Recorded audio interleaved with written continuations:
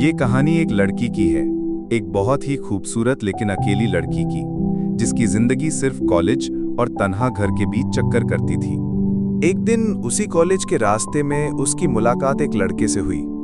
कुछ अजीब सा था उस मुलाकात में, जैसे अकेलेपन में एक उम्मीद की किरण जागी हो। धीरे धीरे वो लड़का उसकी जिंदगी का हिस्सा बन गया। अब वो अकेली नहीं जाती थी कॉलेज, दोनों साथ जाते, साथ हंसते और साथ वक्त बिताते थे। लड़की पहली बार किसी से जुड़ी थी, इसलिए एक दिन उसने उस लड़के को अपने घर बुला लिया। पहली बार उसके घर में कोई आया था।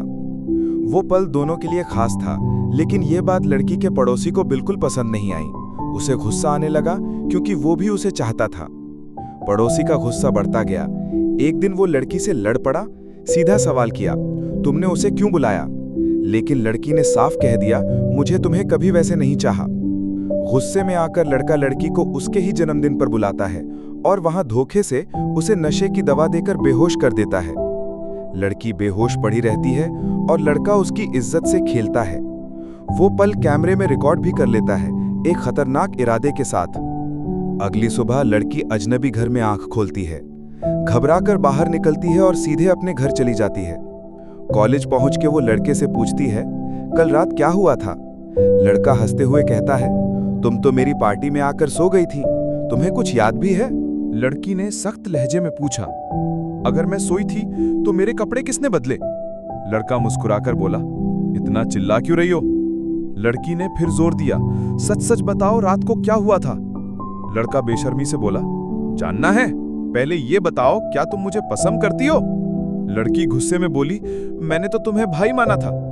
लड़का चिल्लाया, ओए, मैं किसी की भावनाओं में नहीं पड़ता, मुझे बस चाहिए जो मैं चाहता हूं। फिर उसने लड़की को डराते हुए कहा, अगर तुमने ना बोला तो मेरे पास दूसरा तरीका है तुम्हें मनाने का, एक वीडियो दिखाऊं? लड़की हैरान हो गई। लड़के ने वीडियो प्ले किया और बोला, पूरा 1 घंटे का वीडियो है, अच्छे से देख लो, फिर सोचो हाँ बोलोगी या वायरल करवाऊं। अब वो रोज उसे डराने लगा। कॉल्स, मैसेजेस, कॉलेज में पीछा करना। लड़की की जिंदगी डर और शर्म से भर गई थी। एक दिन हिम्मत करके लड़की सीधा पुलिस स्टेशन गई। एक पुलिस अफसर को सब कुछ बताया, हर एक सच्चाई। पुलिस अफसर ने उसका भरोसा जीतते हुए कहा, चलो आज ही उस लड़के को पकड़ते हैं, और लड़की को लेकर निकल पड़ा। वो लड़के को रंगे हाथों पकड़ते हैं, उसके मोबाइल से वीडियो डिलीट करते हैं और जम के धुनाई भी करते हैं। लड़की थोड़ी राहत महसूस करती है। लड़की बोली, धन्यवाद सर, आपने मेरी जिंदगी बचा ली। पुलिस वाला मुस्कुराया और बोला, इतनी जल्दी मत जाओ, आज रात मुझे भी थोड़ा समय दो। लड़की चौंक गई, बोली, मतलब सर, मैं समझी नहीं, आपने तो मेरी मदद की थी। पुलिस वाला बोला, अब मेरी बारी है एहसान लेने की। लड़की ने कहा, मुझे मेरा मोबाइल दीजिए, मैं बस घर जाना चाहती हूँ। पुलिस वाला मुस्कुराया, मोबाइल ले लो, लेकिन मेरे साथ चलो। पुलिस वाले ने लड़की को अपने साथ कार में बैठाया और उसे अपने घर की तरफ ले जाने लगा। लड़की चुप थी, डरी हुई थी। घर पहुंचते ही पुलिस वाले का असली चेहरा सामने आया। उसने दरवाजा बंद किया और लड़की को जबरदस्ती पकड़ने की कोशिश की। लड़की चीखी, सर, ये आप क्या कर रहे हैं? वो बोला, चुप रहे, अब तू मेरी है। पुलिस की मदद का कुछ तो रिटर्न देना होगा। नया पुलिस स्टेशन था, कोई लड़की को पहचानता भी नहीं था। वहां उसकी चीखें दीवारों में दबी रह गईं और पुलिस वाला हर हद पार करने लगा। अब लड़की फिर से फंस गई थी। एक बार फिर से उसे मजबूरी में एक दरिंदे के साथ वक्त बिताना पड़ रहा था, इस बार पुलिस की वर्दी में। पुलिस वाला अब बार बार उसे बुलाने लगा, कभी मोबाइल के बहाने, कभी रिपोर्ट अपडेट के नाम पर, और हर बार उसे ब्लैकमेल करता। लड़की अंदर ही अंदर टूट रही थी, लेकिन अब वो पहले जैसी नहीं थी। वो सोच चुकी थी, अब डरकर नहीं जिएगी। एक दिन जब वो फिर से पुलिस वाले के घर पहुंची, उसकी आंखों में ना डर था ना आंसू, बस एक फैसला था जो उसने ले लिया था। पुलिस वाला आज भी अपनी गंदी नीयत से उसे पकड़ने की कोशिश कर रहा था, लेकिन इस बार लड़की ने उसका हाथ झटक दिया। उसने धीरे से अपने बैग से एक बंदूक निकाली और बिना कुछ कहे सीधे पुलिस वाले की तरफ टान दी। पुलिस वाला चौंक गया, बोला, ये क्या कर रही है तू? लड़की बोली, अब बस हो गया, अब तुम बोलोगे, मैं सुनूंगी नहीं। लड़की की उंगलियां ट्रिगर पर थीं, उसकी आंखें जल रही थीं, पर अब डर गायब था। वो सिर्फ इंसाफ चाहती थी। वो बोली, जिस बंदे पर भरोसा किया उसने ही राक्षस बनकर इस्तेमाल किया। अब फैसला मेरा होगा, इंसाफ मेरा होगा। और फिर एक पल में उसने सीधे पुलिस वाले पर गोली चला दी। आवाज पूरे कमरे में गूंज उठी। पुलिस वाला जमीन पर गिरा, आंखें खुली की खुली रह गईं।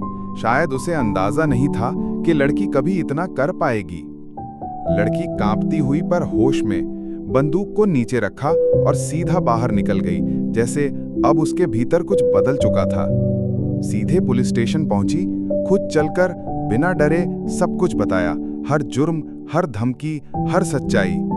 पुलिस स्टेशन में सब चुप थे, किसी को भरोसा नहीं हुआ, लेकिन लड़की की आंखों में जो आग थी उसने सबको यकीन दिला दिया।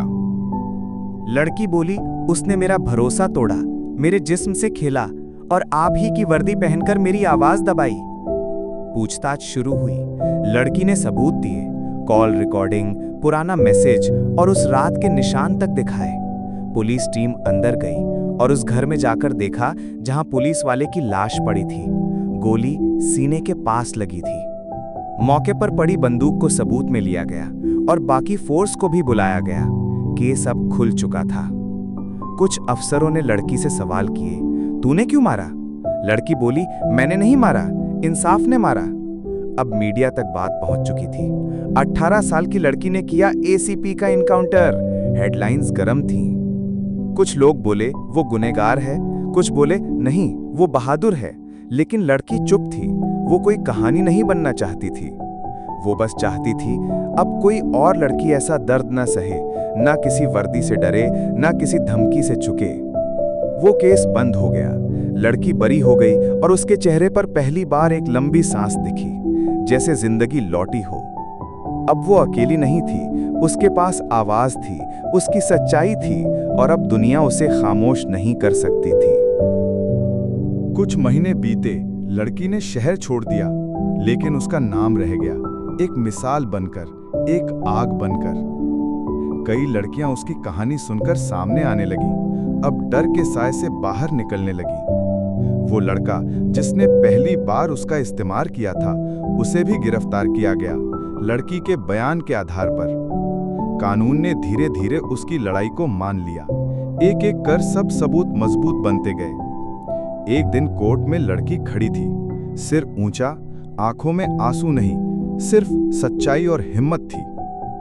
जज बोले, इस लड़की ने जो किया वो कानून के डर से नहीं, इंसाफ की उम्मीद से किया। हम उसे निर्दोष मानते हैं। और आखिर में वो लड़की अकेली नहीं रही। अब वो एक आवाज थी जो हर उस लड़की के लिए बोलती थी जो चुप थी, डरी थी, टूटी थी।